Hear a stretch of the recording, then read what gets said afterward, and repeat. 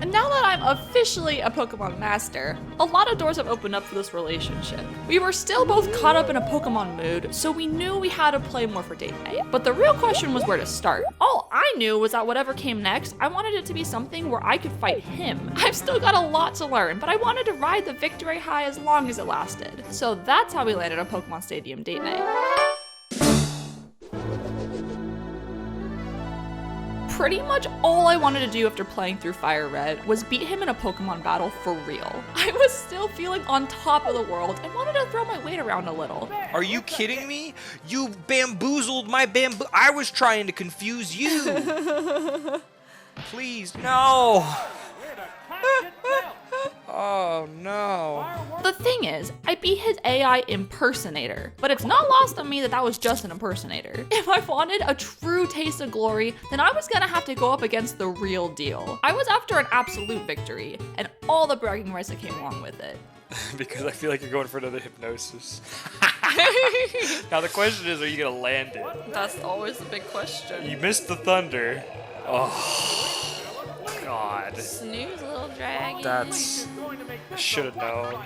It didn't take long for me to realize how much further I still have to go. I was trying to put all the stuff I learned in FireRed to use here, but it turns out playing against another person is a whole different game. What the hell?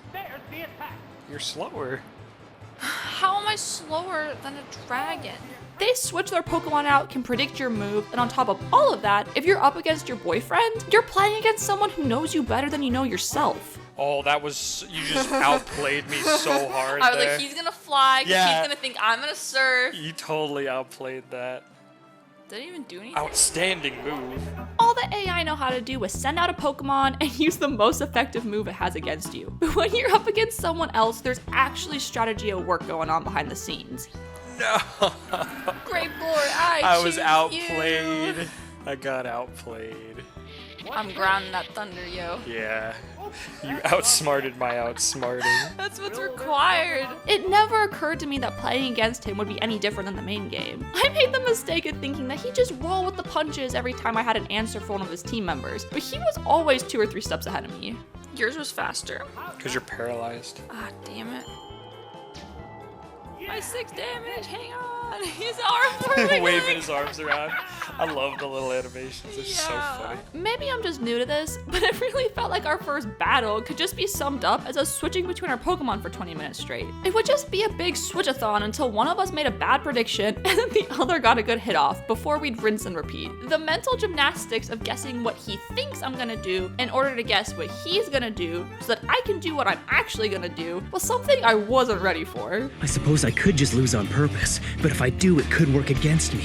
Since he'd expect Kyoto to want to win, he might also expect me to throw the match to avoid suspicion. All's fair in love and war, and Pokemon battles. We were both guilty of pulling some sneaky tricks to try and come out ahead. For one thing, I noticed him waiting for me to make a move in order to lock myself in so that I couldn't change my mind. You better believe I started throwing that right back at him once I caught on. You don't get to see what moves or Pokemon the other picked, but if you pay attention, you can tell whether they're staying in or switching Pokemon. We both got super fast at taking our turn in order to conceal what was coming next, but not without the occasional misclick.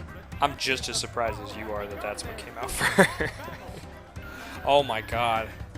That's not a very fun thing to see. I need every advantage I can get, so you can't blame me for making him literally leave the room when we're picking out our teams. For me, playing Pokemon against him feels like playing chess against a supercomputer. He's got way more knowledge than me, so giving him any extra information is just asking for it. What are you doing? What are you doing? Get out of here. You don't get a look. I said you don't get a look. Why? I can't change my team.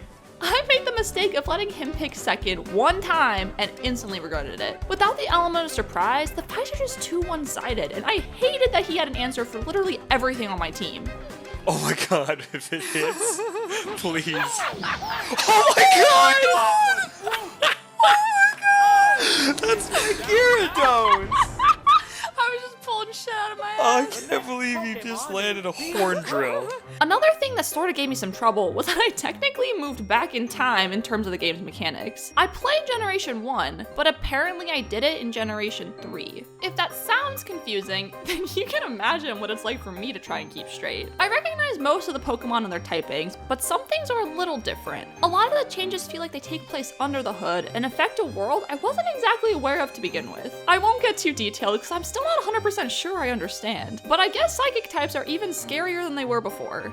I like how Alakazam has spoons. The thing about playing in Stadium is that unless you have your team on a red or blue game cartridge, you're stuck rolling with Red Pokemon. It's kinda nice just getting handed level 50s without having to work for it by walking around in grass for an hour. But who in the world picked out these movesets? I sent out my water type to take out his rock type, and the thing knows Thunderbolt. Who could have seen that coming? You gotta be careful with Rhydon.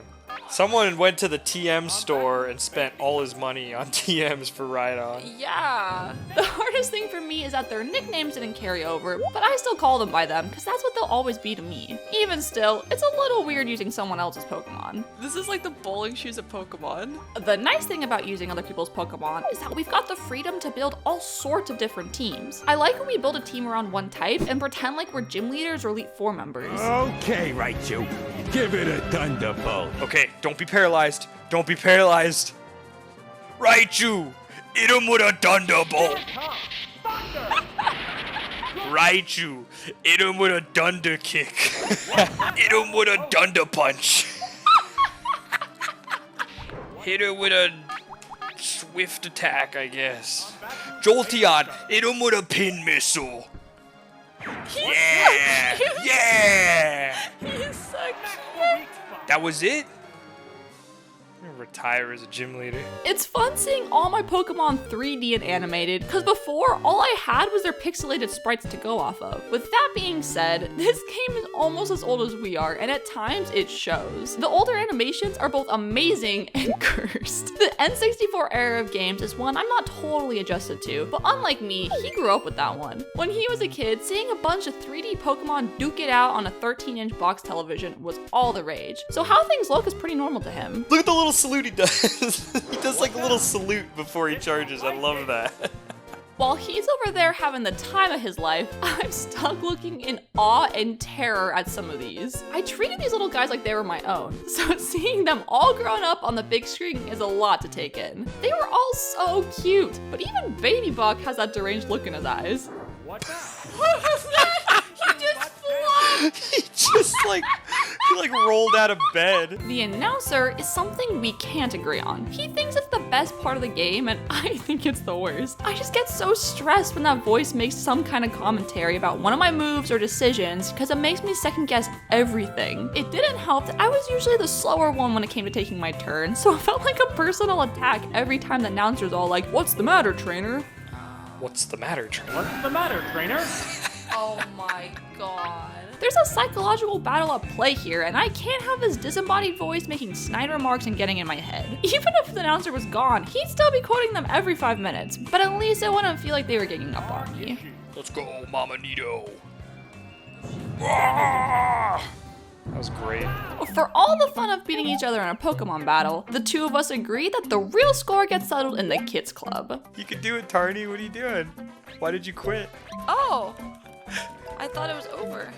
You almost beat the third player. No, wait, I thought it was over. It's one thing to beat him in a trainer battle, but everyone knows the real bragging rights are reserved for those who can carefully time button presses and memorize the fairy dance. The mini games are what separate the boys from the men.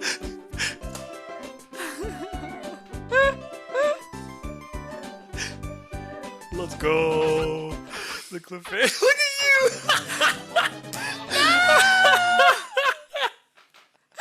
That was awesome. I got to the end of my sequence and I realized there were 3 more things. I was like, shit. I love that one. I won. We love to get competitive, and a lot of times we'll sabotage each other in the game whenever we get the chance. Fighting with each other is just a big distraction though, because the real enemy is the cheating AI. We cannot let them win. Either of them could I beat know, us they right could now. win after this round, so let's pick one we're really good at. Oh, shit. I didn't get to pick a single game. I don't know why they programmed one of the AIs to be so insanely good at these stupid games, but you know it's bad when both of us are completely outmatched. I swear I've never lost so bad at button mashing before. Are you seeing this bullshit? What the fuck? They're cheating! I would have That thing is using a turbo controller or something. Yeah. I do love how, no matter what, there's always that one AI that does really badly at the minigames. It's an encouraging thing to have kind of a rough match and look over and be like, at least I didn't do as bad as that guy. I feel like that AI was meant to help kids not get too discouraged by the god tier AI, but I do feel kind of bad that it sort of became our punching bag when we're frustrated. Yeah, kick some sand in. I'm gonna rub some dirt in your eye. I'm gonna put some dirt in your eye. It's fun to laugh and point at the one who's doing the worst, but not when I'm that person. We got this. There's no way got we're gonna this. lose this. My only regret is you weren't standing there on top with me. Look at that! He's out! Out. That was beautiful. The only real way to end an evening at Pokemon Stadium is with a Metronome deathmatch, winner takes all. Metronome completely throws everything I thought I knew about the game out the window. Pokemon moves and types are all just a formality on the Metronome battlefield. Any turn can mean victory or defeat, and the best part is, it's all left up to chance. Come on, let's get another dreamy.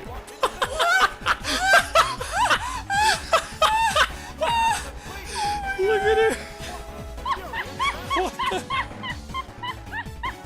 It's the great equalizer because it's just pure chaos. In fact, I think Metronome battles are where I'm at my best. On the chaotic battlefield, I'm on home turf. Oh my god. That looked so much cooler than it was. You see, the boyfriend merely adopted the chaos and invited her into his home, but the girlfriend was born in the chaos. No, are you serious? Oh my god. He never even stood a chance.